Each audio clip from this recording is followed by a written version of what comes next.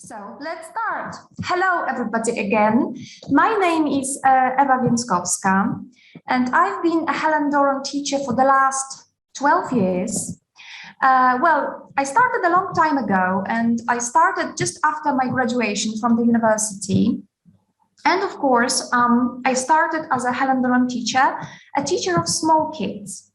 And I'm sure that many of you, or at least some of you, remember the levels like FE, MEFI, EFAC, MEFAC. These were the levels I started with, and I loved them. But now my kids grew up, and now I am mainly a teacher of teens, from teen talent, more or less, upwards. So I changed a bit.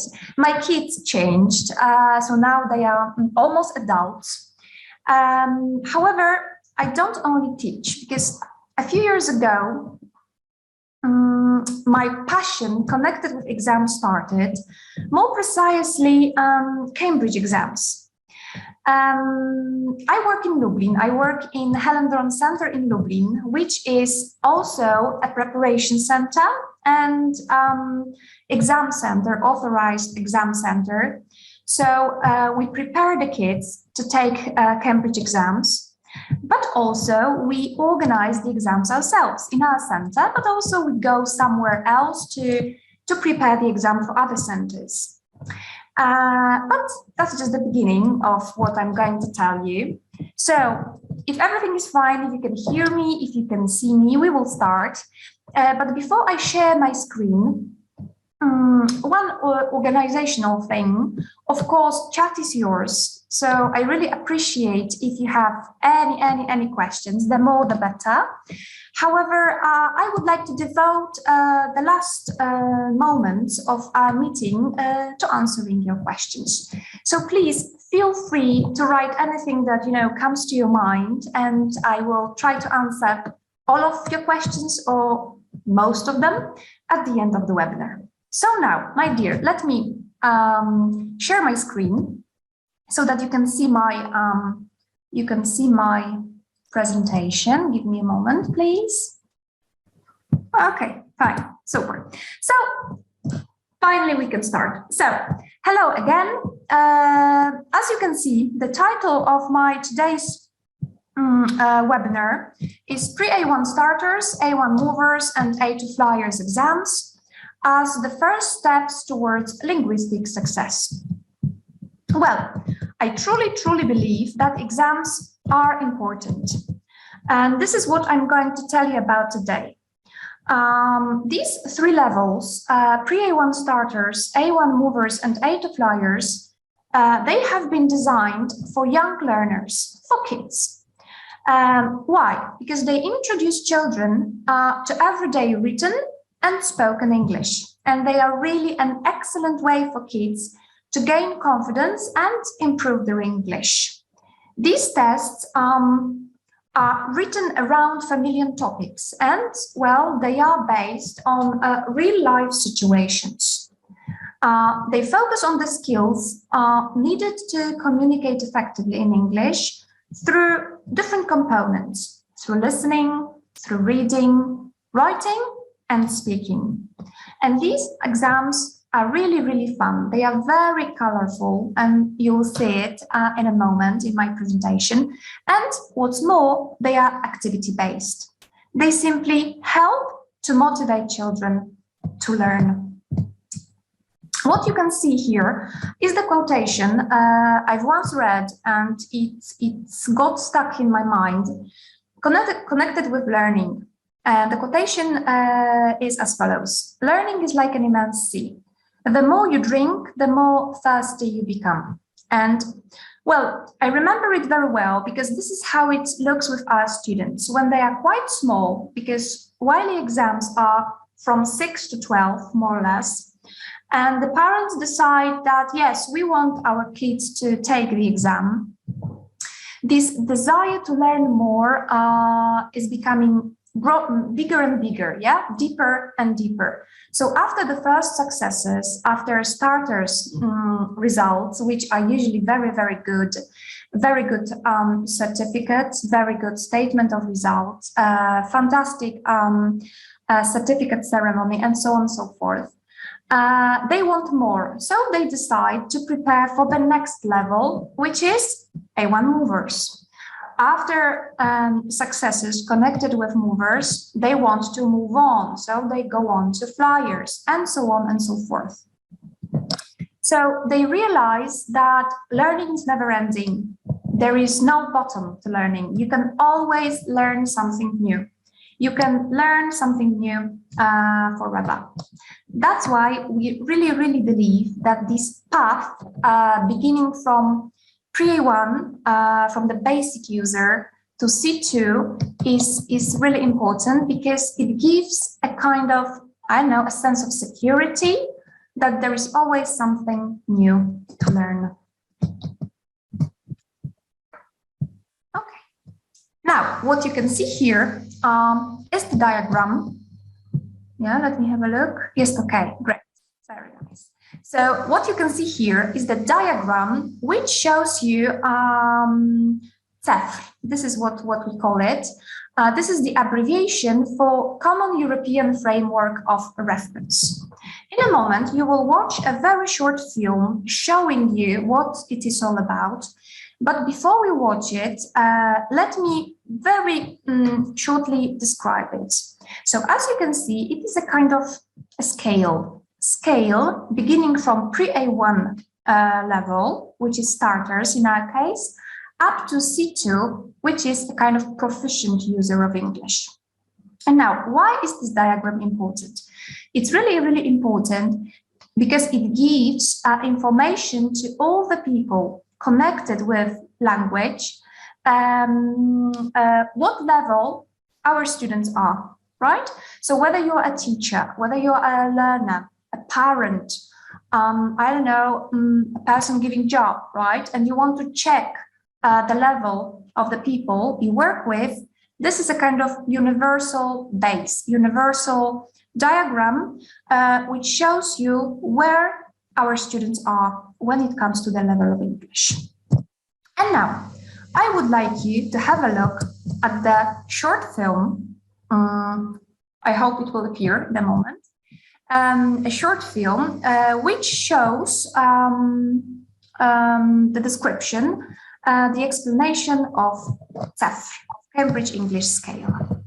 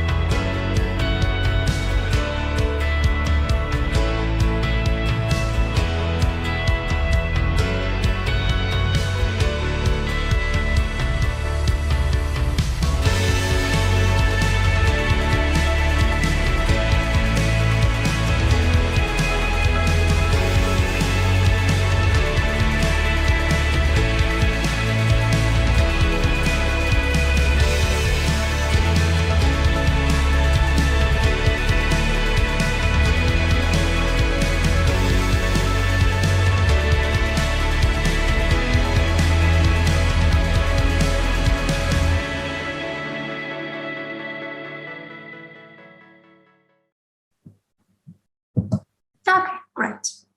So as I've mentioned at the beginning of our meeting, today we are going to concentrate mainly on the first three levels: pre-A1 starters, A1 movers, A2 flyers.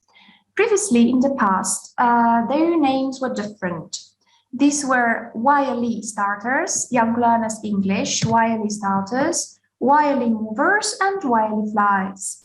In 2020, their names changed to show the levels, but also their format. Of course, we are going to talk in detail about the new editions of these exams. Later on, you will also see some sample tasks, and I will discuss how to prepare for those tasks.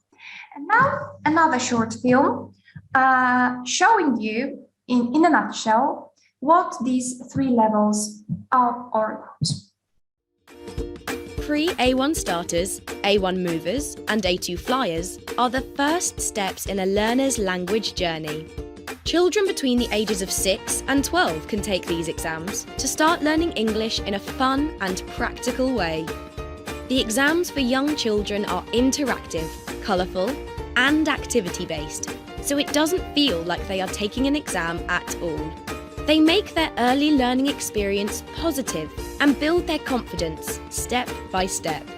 At pre-A1 starters, children can spell their name and say how old they are. L-U-C-Y, I am Nate. A1 movers is the next step in the journey.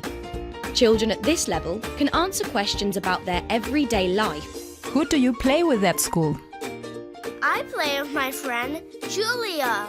The next level up is A2 flyers. Here they are able to build and link sentences with words such as because, and, then. What did you enjoy most about today? The trip to the museum because I love science. They are also able to talk about things they have done. There is no pass or fail. Instead, children receive a certificate with shields that recognise their achievements in all 4 language skills. They are a real celebration of what children can do. After taking the qualifications for young learners, students can go on to develop their English by preparing for A2 Key for Schools. At this level, a learner can start having conversations with English speakers. Can I have a hamburger? Pre-A1 starters, A1 movers, and A2 flyers help children around the world take their first steps towards learning English and lay the foundations for their future success. Okay, so when it comes to some key facts, very general key facts connected with these 3 exams, let's have a look first at the test length of starters, movers, and flyers. Well, of course, the easiest of those 3 is starters, right? It's about 45 minutes, and movers 1 hour, flyers 1 hour 15 minutes. So each of the levels is longer 15 minutes. Well, you can see the symbol PB here, which means that the test format is paper-based. So this is a traditional way that the young learners take the exams. There is also an option to take computer-based exams, but this is the option mainly for higher level exams, right? Like key, preliminary, FC, and so on. When it comes to the number of papers, it's always 3. So we always start with listening, then we move to reading and writing, and finally, it's speaking. You can also see CEF level, right? So it's pre-A1, A1, A2, and these levels were missing in the names previously. And now we are going into more detail when it comes to test format. Looking at these 3 levels, concentrating first at listening, there are either 4 or 5 parts. The number of questions is from 20 to 25. Reading and writing is 5, 6, or 7 parts. Speaking is always 4 parts. When it comes to the results, it's not about marks, it's about shields. This is the way that we give scores for these exams. And for each paper, for each component, you can get a maximum of 5 shields. So a 5 shields for listening, a 5 shields for reading and writing, 5 shields for speaking, let's say. So altogether, the maximum is 15 shields. 15 shields for a whole exam, for starters, for movers, and for flyers. Let's think now, why is it so important to take YLE exams? Because probably there are many questions that come to our mind when we think about the exams. These are very small kids, beginning from 6 to 12, more or less 12 years old. And we tend to think well, maybe it's too early for them to take the exam. What's the point? What are the advantages? Well, apart from a number of different advantages that YLE exams bring, when we think about the youngest kids who start the path of learning English, well, the biggest advantage is that kids cannot fail the test. So they always win, they always pass the test. So it's always a success, no matter how many shields they receive. So every single child who takes the exam, they always get a certificate. And this certificate, this diploma, is a big celebration of their achievements. What else? Well, when a kid starts learning basic English, it's really important for the kids and for the parents, of course, to show off their abilities, right? In everyday realistic situations. And the year of preparation and the test itself at the end of the course really uses realistic everyday situations, because we really want to bring learning to life. What's more, the test also covers all major varieties of English. So it's not only British English, but also American English. And of course, to help our teachers and to support our teachers with preparation materials, there is a huge range of free and paid for support. And I will talk a bit later on about different ways of preparing our kids, not only during the lessons, but also at home with their parents. Here you can see a kind of summary, a poster showing us what a child can do at each level. So when we look at starters, well, the word which is on repeat is simple. So while students preparing for the starters exam, well, the kid can understand simple sentences, they can follow short stories, simple stories, they can understand simple descriptions, they can use, listen to, hear, understand, and also write simple words and simple short conversations.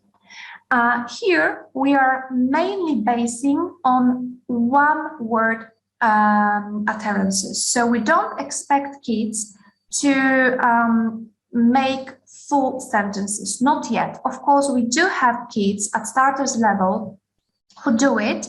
However, it's perfectly okay, it's perfectly appropriate and correct if the kids are able to answer using only one word. When we move to movers, again, the word which is repeated is simple. However, the kid is already able to agree and to disagree, right? To give simple descriptions, to understand simple stories, to write simple sentences and to understand simple sentences, and also to understand some signs, to understand some notices. Flyers, as you know, is the highest of these 3 levels, so it seems to be the most complex. So here, it's not a word and it's no longer a simple sentence, but the sentence is a bit more complex. It's even a cluster of sentences. So again, the conversations are quite simple. However, the kid is able to talk more about the things they have done. They can touch upon different everyday topics. They can read and understand short texts, write descriptions about people or objects, and also to tell the story using their own ideas. All right, we are the teachers who are with our students in the classroom. And of course, we need loads of different preparation materials, which are indispensable for good preparation. Let me start with the bottom of the list you can see now, because here you can see the website, which I highly recommend. It's www.cambridgeenglish.org. Well, I highly recommend this website because first of all, it's free, right? So everything you can find there is for you, is for us, for the teachers, for the learners, and for their parents. There are loads of free materials which can be downloaded on your computer as a PDF and simply used electronically, or they can be printed out as handouts and given to our students. And there are many things like tests, sample tests, many handbooks, word lists, picture books, different kinds of charts and videos, and lesson plans and poster packs, and of course, official preparation materials. And let me show you one example of the book. It looks like this. It's Handbook for Teachers. It's been taken from the website, and this is our, let's call it, Bible. So this is a kind of compilation of different materials, but also descriptions of every single task which is in our tests. So I truly believe that before we even start preparing our kids for the exams, we are supposed to read it, go through it, to make sure that we know what each test involves, which tasks are important, and what are the major things that should catch our attention when preparing for the exams. Now, there are many other ways than just preparation materials in paper to make our lessons more lively, more energetic, more interesting to our students. Of course, all of them are found on cambridgeenglish.org. One of the things you can use, or you can use during the lessons, or you can recommend it to the parents, is Play English Adventures with Cambridge. Cambridge wants to be more interesting, especially for young learners. So they prepared Minecraft game, which all our students know, through which you learn the vocabulary, you practice grammar, you can talk to other students, you can communicate, and we know that today's students are quite interested in video games and computer games. So here, this is a perfect way to combine learning with having fun. What else? Sing and Learn. Sing and Learn is a kind of platform, a kind of combination of videos which are for free with the songs. Of course, they have all been divided into levels. They've all been divided into separate levels, so there are separate videos for starters, separate for movers, and separate for flyers. All of them involve songs with subtitles. So it's like karaoke. However, they are divided also into some sections, vocabulary sections. So one song is about animals, another one is about colors, another one is about clothes, right? So it can be a kind of warm-up or an activity ending the lesson, or a kind of a break during the lesson when we see that the kids are a bit bored sometimes or tired simply. Of course, it's for free, as I said, so students can visit the website at home as well to refresh the vocabulary which was covered in the lesson. Kahoots. Well, we all know Kahoots. In our Hellendoorn lessons, we all use Kahoots, which are very fun. They are very interactive. Well, they help learners practice our English and build their language. skills. They are very colorful, full of images and music, and Kahoots can be played in different modes, right? Like individuals or in teams. So they are for free, they are ready-made, again, divided into different levels. So I really do recommend those as well. What you can see here is 30 fun English learning activities to be done on each day. Well, these activities have been organized in that way, so they look like a calendar, right? In a month, we've got 30 days, and here we've got 30 fun English learning activities. So one activity for one day. And there are really different activities, like, let me give you some examples. Teach your family some words, some English words. Read a poem in English. Listen to the song in English. Have a note of your favorite computer game. Draw a picture connected with today's lesson, right?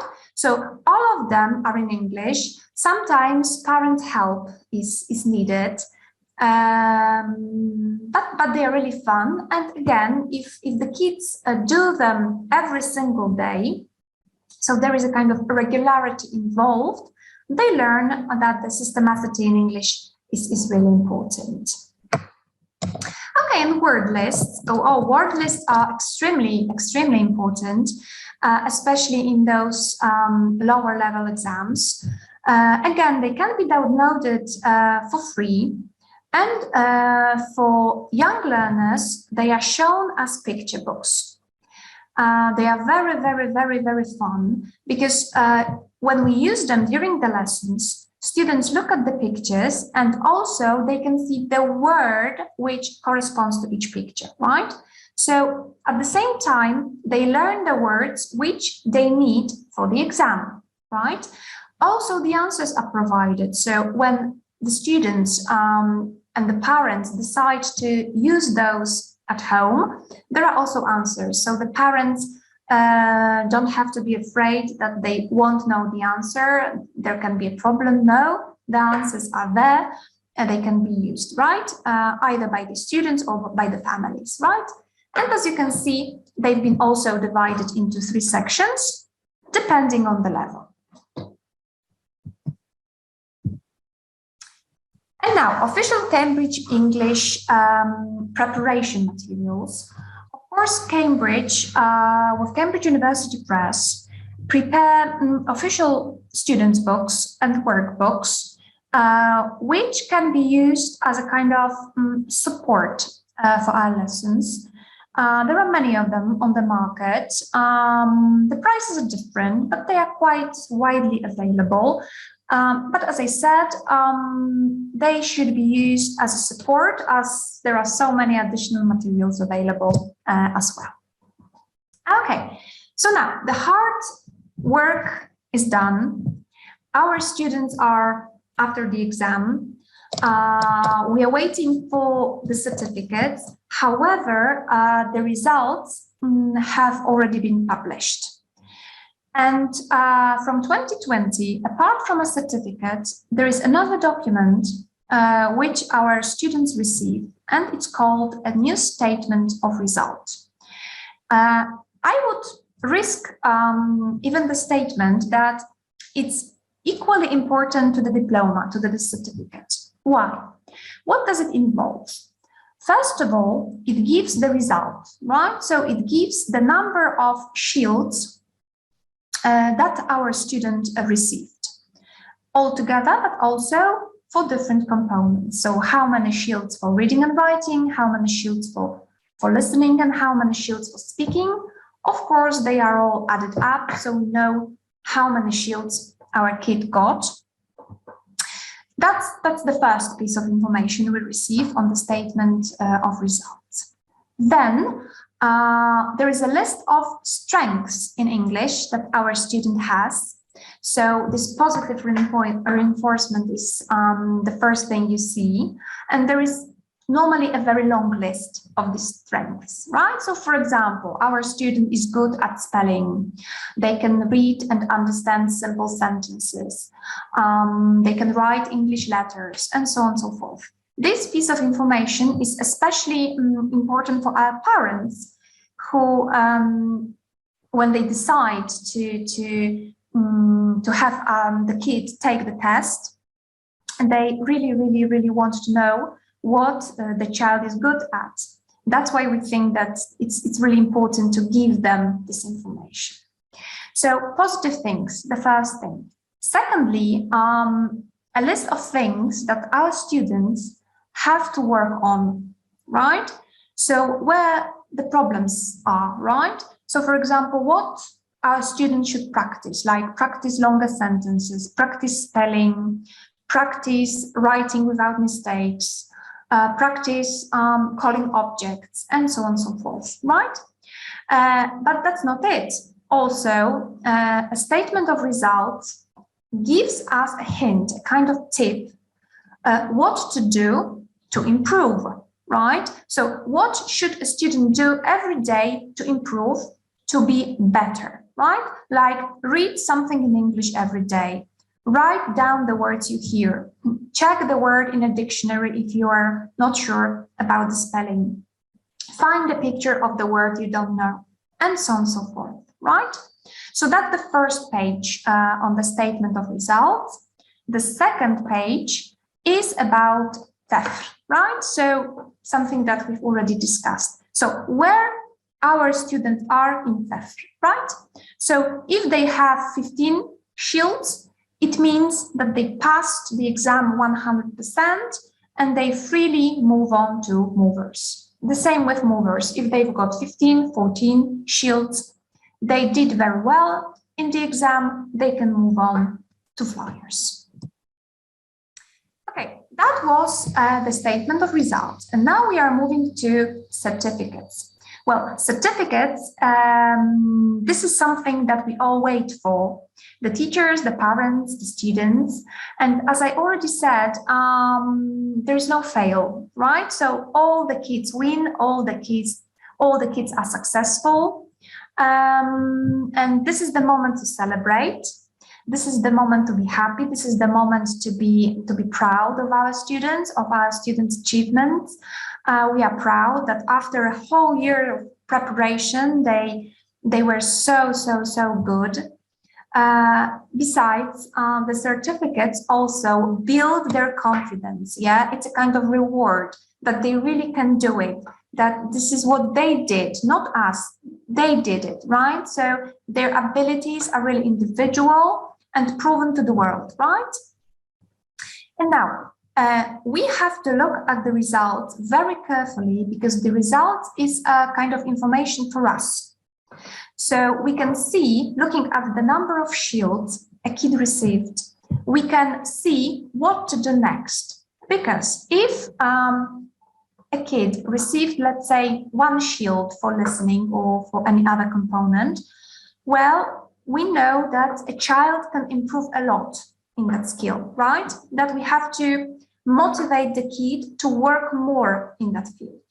However, 5 shields or 4 shields mean that a child did very well in that skill. So probably he answered most questions correctly, and they are ready to prepare and then to take higher level exam. Great, so now I think it's time we go deeper into some sample tasks. Of course, we don't have time to talk in detail about every single task in all of these exams. So I decided to pick some which are quite characteristic and to give you some tips how to prepare for these tasks to make it easy for you simply. So let's start with pre-A1 starters, listening component. What you can see here is part 2. And this is a dialogue, a simple dialogue between an adult and a child. And this is a simple note-taking exercise. So students hear the recording twice, and on the basis of what they hear, they have to write either a name or a number. And this is a very important piece of information. So we must be sure that the kids know what to expect. So they are not expected to write anything they hear. They are expected to write a name or a number. So if it is a name is spelled, right? So it means that to get a point, the kid has to spell it appropriately. So spelling mistakes mean not getting the point. And now, how should we know which names we should teach, right? Of course, all the names which are necessary for starters are in the word list, in the handbook, on the website, which I recommended. So if we keep to the list which is available, then we make sure that our kids are well prepared. When it comes to a number, a question you very frequently ask me is, should we write a number or a word? So a digit or a word? Well, to be honest, it doesn't matter. So you can ask a child to write a number or a digit. However, I usually prepare my students to write digits to avoid mistakes. It's not a mistake on the exam. Digits are accepted, so maybe it's better to prepare them for writing numbers. Reading and writing of the starters exam. Here you can see part 3, and it is a typical spelling activity, right? Spelling is generally quite problematic for our students. English alphabet is not that easy, especially when it comes to vowels and difficult consonants like G or J. So I believe that spelling should be a constant element of your lessons, of every single lesson. And what I do with my students to prepare for this particular part is using anagram puzzles, so that they can look at the jumbled letters and try to create a word from it. Usually in this part, the words which we want the students to write are from the same category. So it can be animals, it can be clothes, fruits, vegetables, whatever, right? You have to make sure that students use only the letters which are given.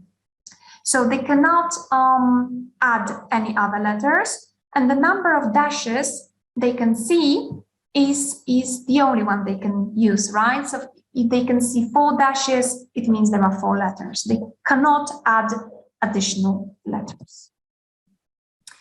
Speaking. Starter speaking is really rewarding. Our students take the speaking exams individually with the examiner. However, there is a person from the outside. This is usually their teacher, who in Polish tells them what to expect. So that it's not a frightening experience, but rather a welcoming and very satisfying one. And now, when it comes to the speaking format, kids receive a scene picture, which you can see here also on the left, and some card pictures. And the whole thing is about either pointing to a card or pointing to an object on the scene picture, or putting the picture in the appropriate place. Like, for example, where is the chair? What color is the crocodile? Tell me about the boat, right? And as I said previously, we expect only one word answers. So we don't expect sentences. Here on this level, one word answers are perfectly okay, perfectly acceptable.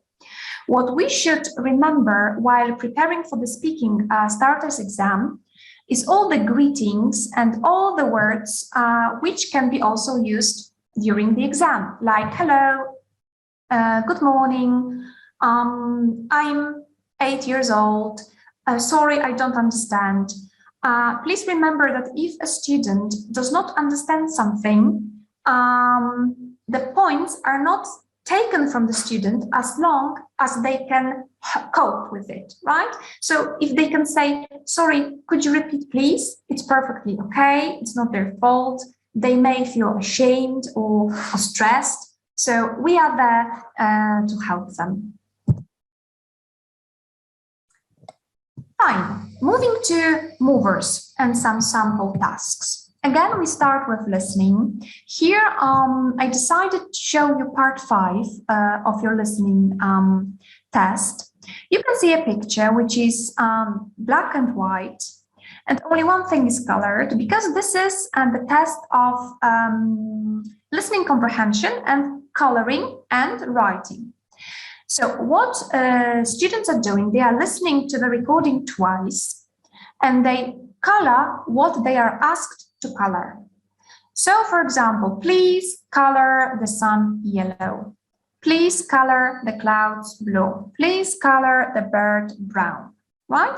So 4 of the instructions are about coloring, but 1 is also about writing. So they are supposed to write 1 word in the space indicated. And very often it's not a difficult word. This is the word taken from A1 movers list. And it's very advisable that the students write in capital letters, right? So the writing is quite legible. Reading and writing task on movers is a bit more complicated than it was in starters. As you can see here, it's part 6. So we've got a picture, it's a colorful picture with different things happening in the picture. And there are 6 questions, right? 6 points. Students always get some examples, right? And here also we can see 2 examples. The dog is playing in some water. What's the mother wearing? A purple shirt. And now, in the first 2 examples, in question 1 and 2, students are simply supposed to complete the sentences, right, with a word or a short phrase. For example, the boy on the bike is wearing gray, and they have to write the word. Or 1 dog is brown and 1 dog is, and again, they have to finish the sentence. For these 2 sentences, they can get 1 mark, right? 1 mark for number 1, 1 mark for number 2. When it comes to questions 3, 4, 5, and 6, it's a bit more complex, because in 3 and 4, they have to answer the questions. And here it would be perfect if they answer the questions in full sentence, right? And of course, their answers must correspond with the pictures. And in 5 and 6, they have to write 2 sentences about the pictures. It can be any sentence. However, make sure that these 2 sentences are different. They are not the same, or they are not very, very, very similar.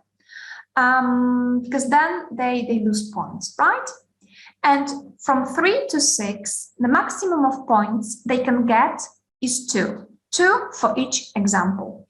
1 point is given for the sentence which corresponds with the picture, and the second point is given for vocabulary and grammar if it's more or less correct. Speaking, A1 movers speaking. You can see part 1 here, which is generally liked by our students. Here, students get 2 pictures, 2 similar pictures. However, there are some differences between these 2 pictures, and there are 5 differences. So a student's job is to see the differences and tell us about the differences, right? So, for example, in the first picture, the girl is playing with a ball. In the second picture, the girl is playing with a boat, right? So that would be an ideal answer.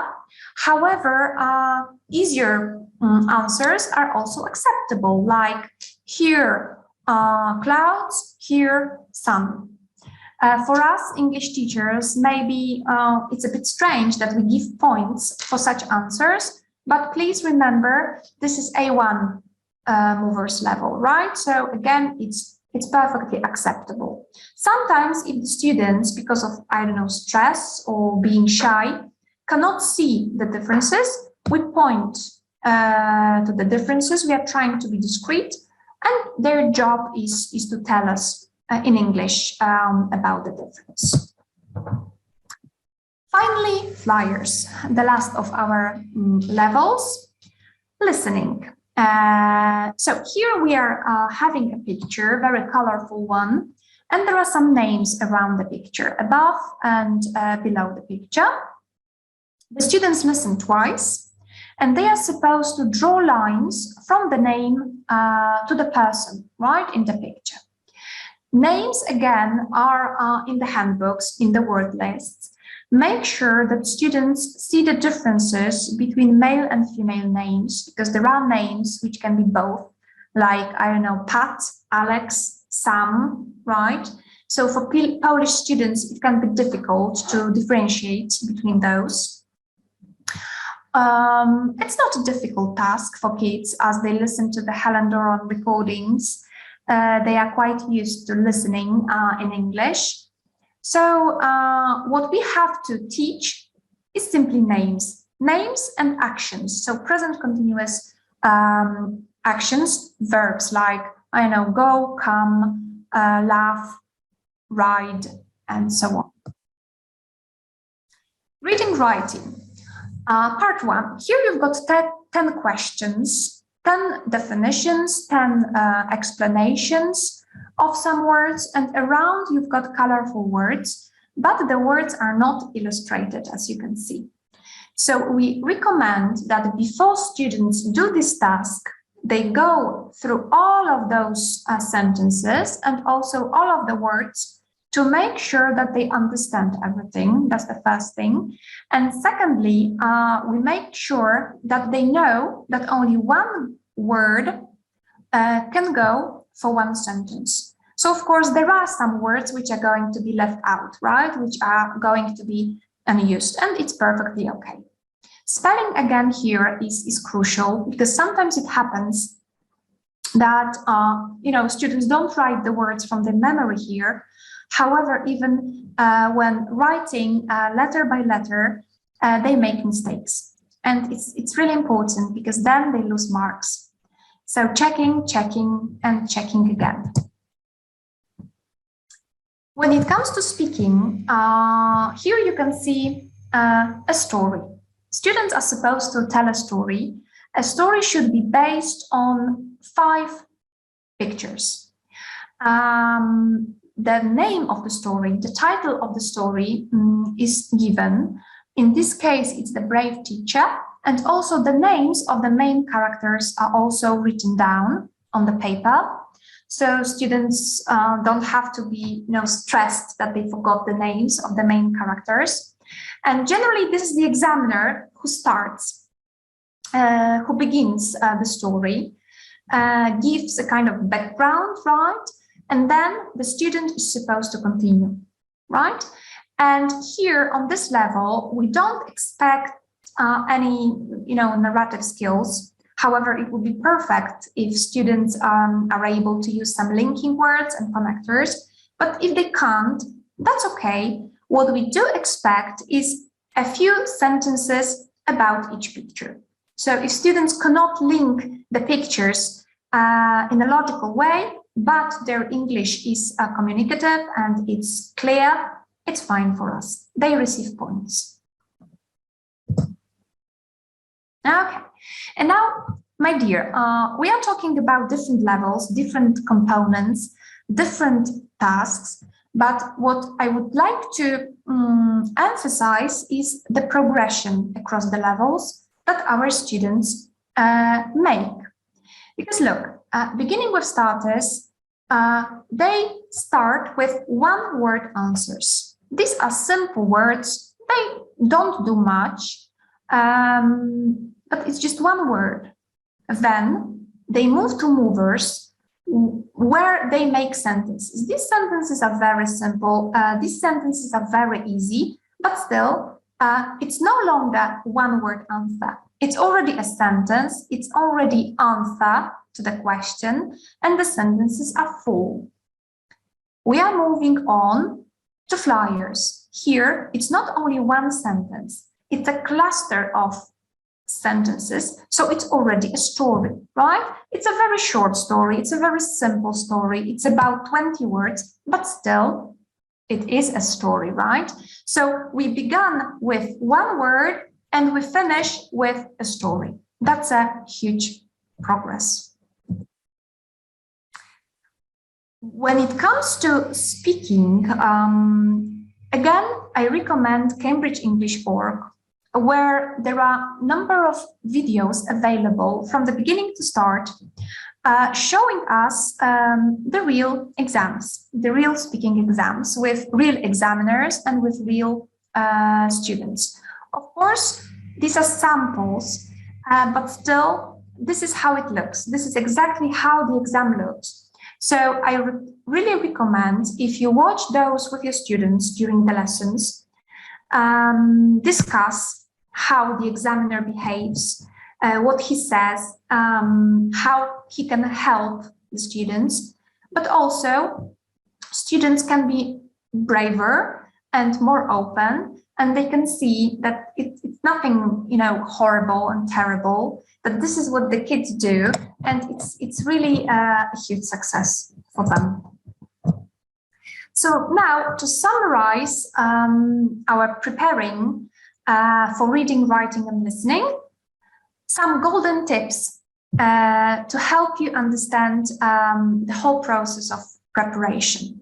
So first of all, our word lists, our handbooks, and making sure that children can understand both spoken and written forms of all the words on the word lists. So word lists are our base for our lessons. The next thing which we always have to remember is spelling. Spelling on every lesson, irrespective of the level. So if you start with starters, then for movers and flyers, it's going to be obvious that spelling is present on your every single lesson. Please remember that words must be spelled correctly for the mark to be awarded. Make sure students know that during the listening component, they will hear the recording twice. Because it happens quite often that they listen actively during the first recording, and then they become a bit passive during the second recording, which is a mistake, because the second recording is devoted to checking the answers or filling those answers which are missing, right? As I said before, the numbers can be written as digits or words. When doing classroom tasks, we should give students a time limit, because it will help them to organize their time better on the real exam.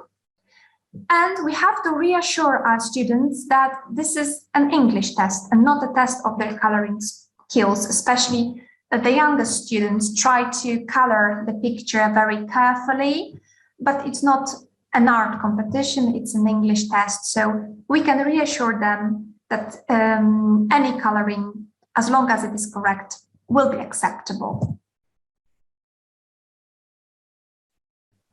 And now some speaking tips.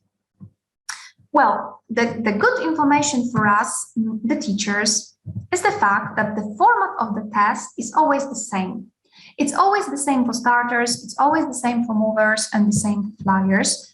The only thing that changes is the content, right? And we are responsible to teach the content.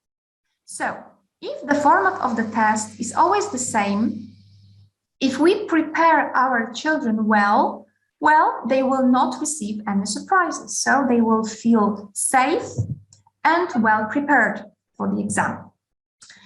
While preparing our kids in the lessons, in the classroom, it would be a good idea to use English to give everyday classroom instructions so that children become very familiar with the instructions like look at, give, put, find, tell me, because these instructions appear on the exam itself.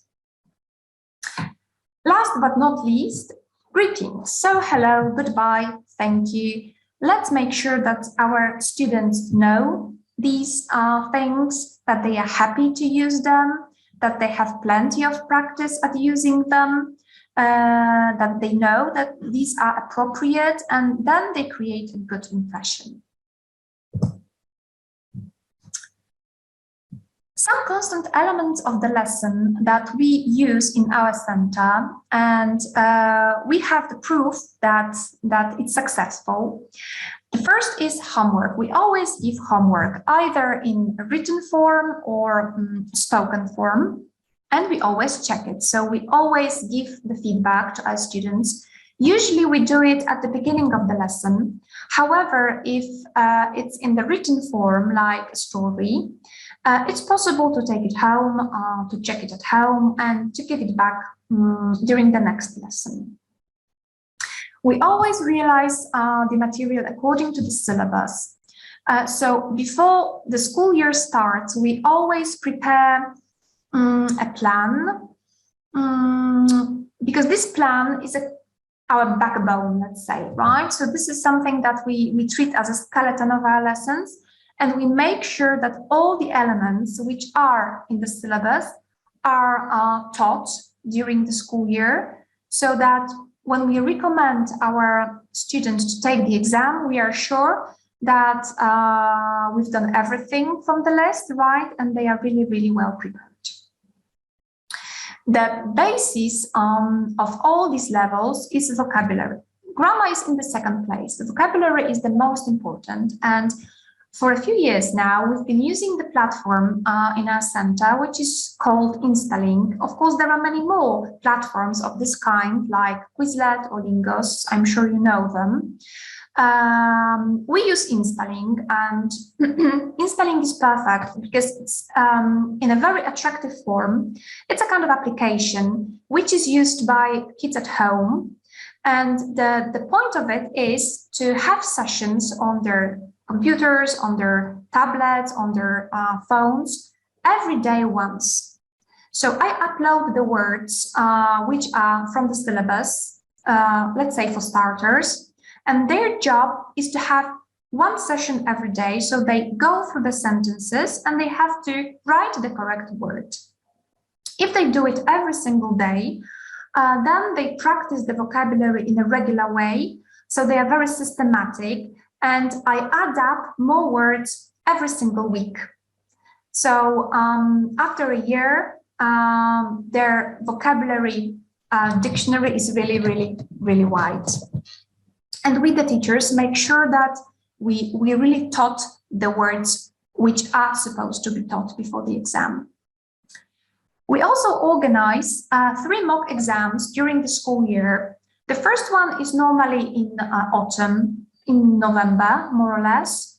The second one is in winter, in January. And the last one, the third one, is in spring, in April. After the second one, we talk with every parent. We talk to each parent and we decide together if a student is ready to take the exam. So we give the recommendations, right? We talk about how the student worked during the semester, what their results are, if they prepared homework, if they were active during the lessons, if they were having sessions on Instalink, and so on and so forth, right? Of course, the exams are voluntary, so we don't force the parents to take them. However, we highly recommend the exams, and we strongly believe that our honest conversation with the parent will lead to the correct decision. After the results, after we know what the results are, we prepare congratulation letters for our students. And this is the text that we prepared for our students. We write the results in this congratulation letters, and we send the letters to the students' schools, right? And the teachers, English teachers of our kids, quite frequently decide to give additional mark or to give some points, additional points to the kid, so that the kids feel appreciated. They feel proud, we feel proud, parents are proud, right? So we are very, very, very happy. And this is a proof that our work has been done well. And the party, the ceremony we are always looking forward to is the certificate ceremony, which we've been organizing for the last 6 years in our center. This is a party, right? We are having a party after receiving the certificates. We invite our students with their parents to have a cake with us, to have champagne. Last year, we decided to have it in the cinema, so we treated all the kids to the film later on after the official part. And we know that such a meeting is extremely important because throughout the whole year, we've been working hard to prepare our kids. And then they took the exam, and now the results, good results, are the proof that they are the best kids that we can imagine, and they really deserved our, pride. They deserved our appreciation, and they feel simply recognized and also motivated to work harder and to learn more.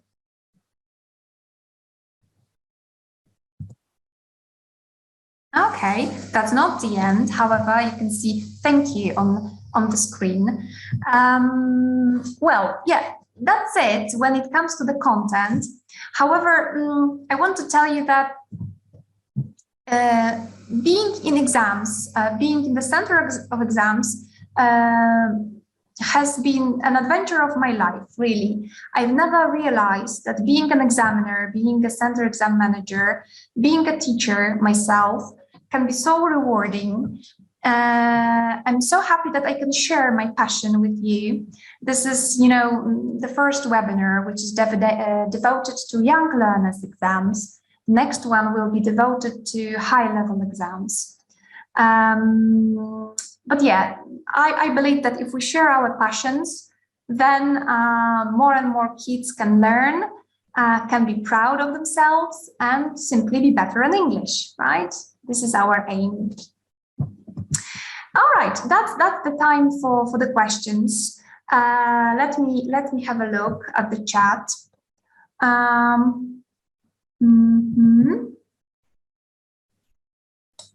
Do they lose points if the sentence is correct, but there is a spelling mistake in part 6, question 1 and 2? No, they don't.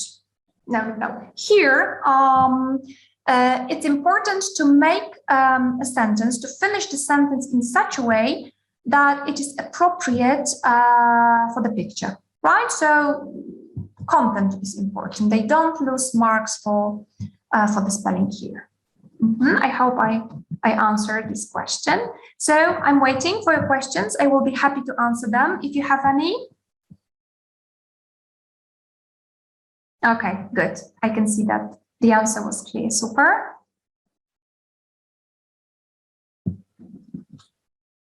Any other questions concerning the content, maybe? Can they get half point? No. Yeah, that's a very good question, by the way. In Cambridge exams, we either give 1, 2, or 0 points, right? So it's either black or white. There are no half points. And it's really important when we have some tests, mock tests during the exams, mock exams in our classrooms, that if we mark our tests, we never give halves, right? Because we want to make sure that they get used to the correct spelling as it is, correct marking as it is on the real exam. Okay, so no halves. During the speaking part, if they say something in Polish, is there any penalization for that? No. We don't penalize students for anything on the exams. We, the teachers, should tell our students that Polish is not really welcome. However, if it happens, nothing bad happens, I would say, right? So the thing that the examiner does is to answer the question or to repeat something, but in English, right? So the examiner never uses Polish, right? It's always in English. But if it happens for the kid, nothing wrong happens, right? We want the atmosphere to be very positive, very nice, very happy. So we smile a lot. We use positive reinforcement. So we frequently say, Good, super, very well done, and so on and so forth.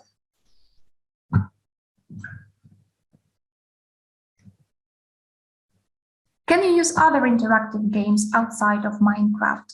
Well, Minecraft is the newest one. That's why I decided to tell you about it.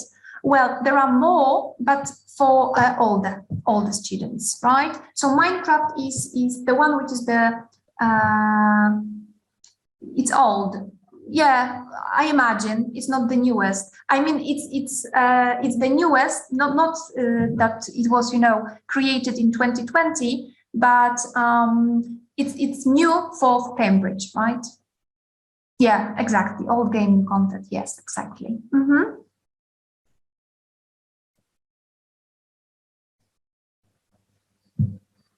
You can, when you visit CambridgeEnglish.org, you will see that if you want to try out Minecraft, you can receive a free login and free password, right? So there is a form, I believe, which should be filled in by you, and then you will receive everything for free, right? So you simply have to log in.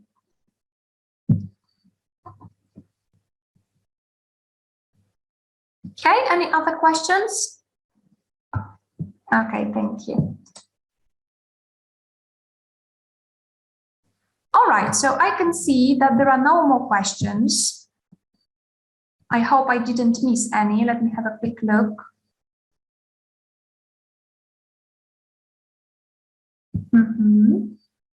Okay, so thank you very much again. It was a pleasure to be here to tell you about the exams. I hope you found my webinar interesting, that you learned something.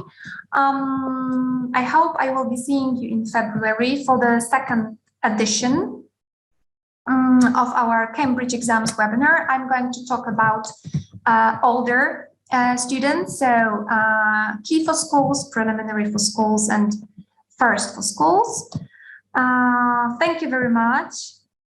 Very interesting. Thank you very much. Happy to hear that. See you all in February. Bye. Thank you. Goodbye.